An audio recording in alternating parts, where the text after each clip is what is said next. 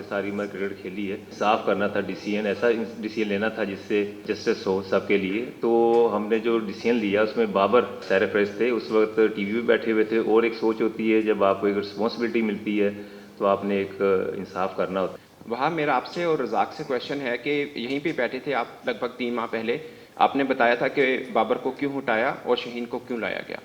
तो उस बीच में बाबर ने कहीं कैप्टनसी में बड़ा काम नहीं किया, लेकिन फिर बाबर आए और रज़ाक ने सिर्फ 1 माह पहले बताया था कि अगर उनके पास इख्तियार होता तो बाबर वाइट बॉल के कप्तान ना होते, रेड के ज़रूर होते।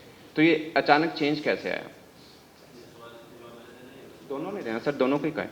अच्छा जी, बाबर की पहले शाहीन की बात कर लेते हैं। हम लोगों ने ऑब्वियसली जब शाहीन कैप्टन नहीं रहे तो एक प्रेस रिलीज आई थी जिसमें हमने वर्कलोड मैनेजमेंट की बात की थी, और वो अभी हमने डिस्कस भी किया है इधर बैठ के कि he is one of our main strike bowlers and we want him really fresh. हमें ये लगा कि कहीं ना कहीं we want him free of mind to execute his skills and stuff. तो इस वजह से हमने शाहीन की वर्कलोड मैनेजमेंट को देखते हुए वी टुक दैट डिसीजन। जहाँ तक रह गई बाबर की बात, तो देखिए, बाबर के बारे में जब हमने यहाँ पे कप्तान वर्ल्ड कप के लिए कप्तान हमने अनाउंस करना था, तो हम चाहते थे कि one of the most experience players हो और जिसने कप्तानी की हो, तो वो बाबर से अच्छी और कोई चॉइस थी नहीं। सो दैट्स वाई इतना बड़ा टूर्नामेंट है जिसमें आपने जाके खेलना है, तो इस वजह से बाबर आजम जो है वो एक तो one of the best players in the team और he is the most experience captain. Obviously he hasn't won anything, there is always a room of improvement जिस पे हम स्टिल बिलीव करते हैं, और हमने बाबर से उसके बारे में बात भी की थी।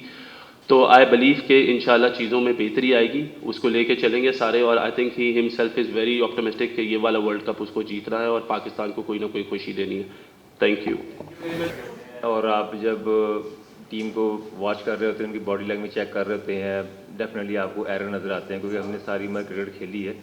और जब मुझे ये अपॉर्चुनिटी मिली जॉब की और हमने एक इंसाफ करना था डिसीजन, ऐसा डिसीजन लेना था जिससे एक जस्टिस हो सबके लिए, तो हमने जो डिसीजन लिया उसमें बाबर सरफराज थे, उस वक्त टीवी पे बैठे हुए थे। और एक सोच होती है जब आपको एक रिस्पॉन्सिबिलिटी मिलती है तो आपने एक इंसाफ करना होता है। तो मैं समझता हूँ जब हम आए यहाँ पे तो बेस्ट चॉइस जो हमें नज़र आई बाबर आजम की नज़र आई थी।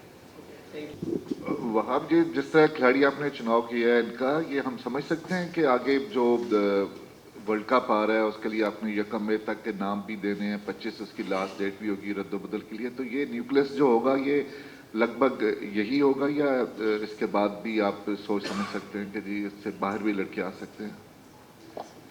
देखिए, हम लोगों ने 17 का स्क्वाड अनाउंस किया और ऑब्वियसली साथ हमने 5 रिजर्व्स किए, तो इसका मतलब ये है कि ये 20 से 22 लड़के हैं जिनके ऊपर हम पूरा इन्हिसार कर रहे हैं कि वर्ल्ड कप तक जो वर्ल्ड कप की कैंपेन है, ये 25 मई को जो हमें नाम देने हैं उससे पहले पहले वी विल इंशाल्लाह फाइनलाइज कि कौन से लड़के जो पाकिस्तान वर्ल्ड कप स्क्वाड का हिस्सा होंगे। वहाब साहब अस्सलाम वालेकुम। पहले तो मुबारक हो कि आप सिलेक्टर भी हैं और सीनियर मैनेजर भी बन गए हैं। तो ये बताइएगा कि आप मैनेजर हमेशा टीम में एक हुआ करता था जिसका काम था मैनेज करना टीम को, तो क्या आप बता सकते हैं कि आपको इसलिए शामिल किया गया है कि आप खिलाड़ियों को ऑब्जर्व भी करेंगे, तो बेहतर नहीं था कि आप सीनियर मैनेजर की बजाय आप ऑब्जर्वर का नाम शामिल करवाते? एक दूसरा, रज़ाक साहब, मेरा आपसे क्वेश्चन ये है कि ये क्या आप नहीं समझते कि पाकिस्तान क्रिकेट बोर्ड जो है, जब भी हुकूमतें चेंज होती हैं, जो हालात चेंज होते हैं, पूरा तिया पांचा हो जाता है? तो क्या आप दूसरे ममालिक में वर्ल्ड कप के लिए 18-19 खिलाड़ियों की लाइनअप तैयार कर ली है उन लोगों ने? क्या आप नहीं समझते कि खुदा न खास्ता अगर हुकूमत चेंज हो तो आप लोग दूसरे लोग आपकी जगह पे बैठे होंगे, तो ये पाकिस्तान में लैक नहीं है इस किस्म का? हुकूमत चेंज होंदियां ने, सारी चीज़ चेंज होंदी, पर मीडिया चेंज नहीं होंदी, मीडिया सेम की सेम ही है। अब भाई ये देखें, हमने जो हमारा विजन जो है हमने को सेट किया है सब ने मिलकर, यही है कि हम एक ऐसा सिस्टम सेट कर दें।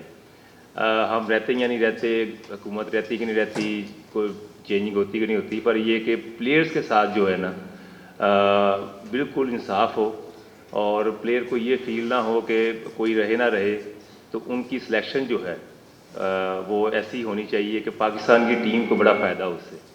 तो हम इस पे कोशिश कर रहे हैं कि इसको हम सिस्टमाइज करें सारा कुछ। आपके सवाल का जवाब देते हुए कि एज अ सेलेक्टर और उसके बाद सीनियर मैनेजर, थोड़ा सा रिमाइंड करवा देते कि जब चेयरमैन मोहसिन नकवी साहब ने प्रेस कॉन्फ्रेंस की थी और अपनी सिलेक्शन कमेटी की अनाउंसमेंट की थी, तो उन्होंने ये कहा था कि मैं इन सब जो हमारा पैनल है उसको एडिशनल जिम्मेदारियां भी दूंगा। तो ये जिम्मेदारी उसमें से एक जिम्मेदारी। दूसरी बात यह है कि ये जो सीनियर मैनेजर की आप बात करें कि आज से पहले नहीं हुआ, आप इसको सीनियर मैनेजर कह दें, आप इसको ऑब्जर्वर कह लें, पहले भी मैनेजर और असिस्टेंट मैनेजर साथ काम करते रहे हैं पाकिस्तान क्रिकेट बोर्ड में, और ये हिस्ट्री में रहा है। इवन के लास्ट सीरीज़ में भी मैनेजर और सीनियर मैनेजर्स थे और ये चलती आती है। तो मेरा नहीं ख्याल कि ये कोई नई चीज़ है या कुछ समथिंग जो आउट ऑफ द बॉक्स है। आपको सवाल को आगे लेके जाते हुए, obviously as a senior manager obviously I will look into the management side as well, but at the same time I will also oversee the rotation policy, the implementation of plans, बच्चों के साथ लड़कों के साथ रहना, उनके workloads को observe करना। और ये कोई एक नई चीज़ नहीं है, दुनिया में जितने भी सिलेक्टर्स हैं वो भी ऑल ओवर द वर्ल्ड जो है अपनी टीम्स के साथ ट्रैवल भी करते हैं। But as an manager obviously we are looking into the management side, plus looking at what things are going and how things are progressing in the future. So that is, thank you.